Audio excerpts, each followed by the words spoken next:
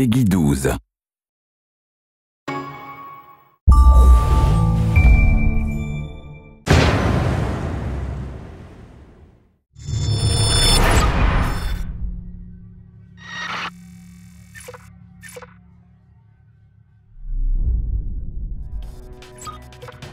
Hello, I'm Julian Gollop. Welcome to the Ghost Recon Shadow Wars gameplay video 1. I'm going to take you through one of the missions later in the game.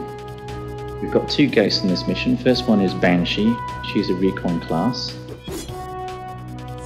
And we've got Duke, who's a commando class. Our objective is to get to this door from the end of the corridor here and open it.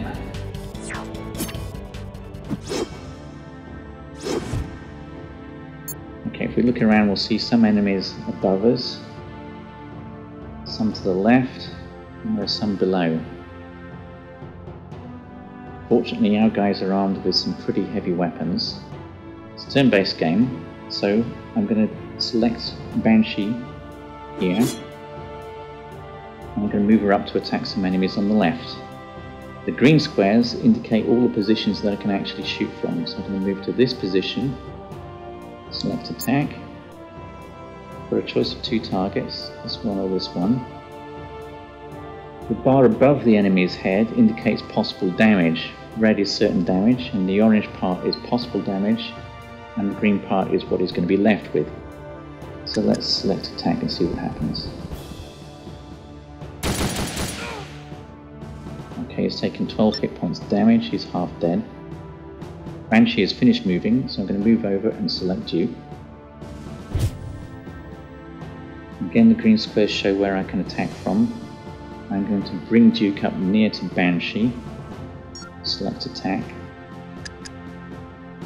Now, if I select this target, there's a possibility that I'm going to kill him. The orange part of the bar above the enemy's head indicates possible damage, so he may stay alive. This guy I don't stand a chance of killing. The red lines indicate possible return fire. I'll show you what that means in a bit. Let's just go ahead and attack with Duke. Unfortunately the enemy remained alive, and I got return fire from both of them. This is very important tactically to take into account return fire when you're attacking. At the moment it doesn't matter too much because my guys are very tough, and Duke is taking just a little bit of damage. Banshee nothing yet. So let's end the turn and see what the enemies are going to do.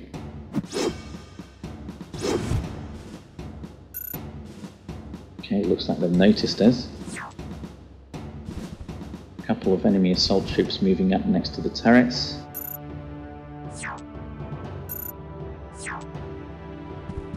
Another assault moving in close to reveal Banshee. The other one attacking Banshee. Normally Banshee cannot be attacked directly because of her camouflage, but if an enemy moves next to her, she becomes revealed. Okay, we've got the gunner drones moving up to the south. Enemy commando. And above us again another enemy commando unit. Some assaults. Here we've got two melee drones which are very nasty in close combat, so we don't want to let these guys get next to us. And finally we've got one more assault over to the left. Basically, we're surrounded. First, let's deal with the immediate threat. We'll take this guy out. I'm going to just move Banshee a little bit more towards our objective and attack from there. She's at close range, she does a lot of damage and kills in one hit. That's excellent. Now Duke is free to launch his attack over here. When I select Duke, I'm going to switch to his secondary weapon, which is a shoulder-launched missile launcher. I can't move so far and attack. And if I move here, select attack, I can launch an attack on the line here. It's an area effect weapon, so I should be able to affect 3 targets. Let's see what happens. Excellent, I've taken out one of the turrets and 2 of the defending guards are seriously injured. Let's see what the enemy can respond with. Assault's moving up closer, but they're not in range to attack yet.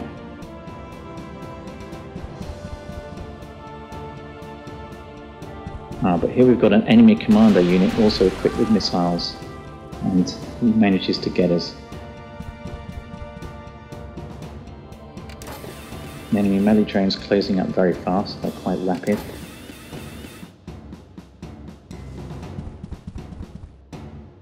So now I've got to be careful. I'll stick with the main objective. I'll get Banshee probably to attack the guys over on the left. So let's select Banshee. Banshee is equipped also with a secondary weapon. I'll switch to it now. This is an EMP grenade. It's very effective against enemy drones and turrets, but will also do a reasonable amount of damage to enemy soldiers. So again, if I launch in the middle here, back from this position and see what I can do. Should be able to take most of them out. Yes, excellent, all three are gone. Now this leaves Duke to choose where to attack next. It's a big choice of targets. And now I will probably launch an attack here. So what I'll do is I'll move this way a little bit and I'll select attack position. This means I can select any position in the red area. I can place it here, and because of the area effect it should affect both those enemies. Let's see.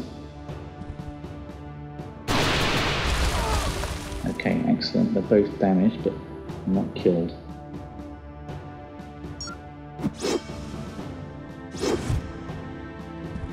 Finally, an enemy assault's got up onto the main passage. We'll exchange of fire there.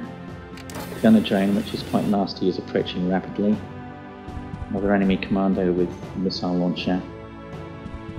Meanwhile, the enemy commando is still launching missiles at us. Duke is under really heavy attack here. We don't want these melee drones to get next to us, so somehow we're going to have to deal with them.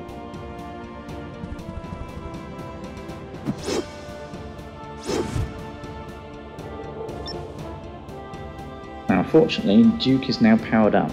Whenever you attack an enemy or kill him, you get some power points. If you look at the blue bar on the bottom left, you'll see it's at 100%. So I'm going to make good use of my power attack. Let's select Duke first. I'm going to launch the power attack into the middle of these guys here. If you move the camera a little bit, you can see they're reasonably well bunched up. And get some return fire from that position. Maybe I can move here, I won't get any return fire. Now I'm going to select Wide Impact, which is Duke's power attack. This immediately extends the area of effect, and it will also do more damage, so I should be able to do quite a lot here. Let's see. So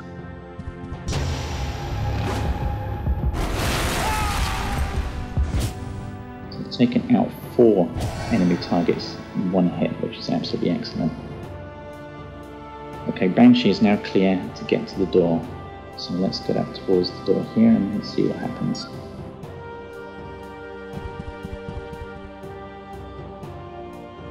Oh dear, on the other side of the door we've got a whole load of trouble, a lot of enemy drones. But to find out how to beat them, you'll have to play the game for yourself.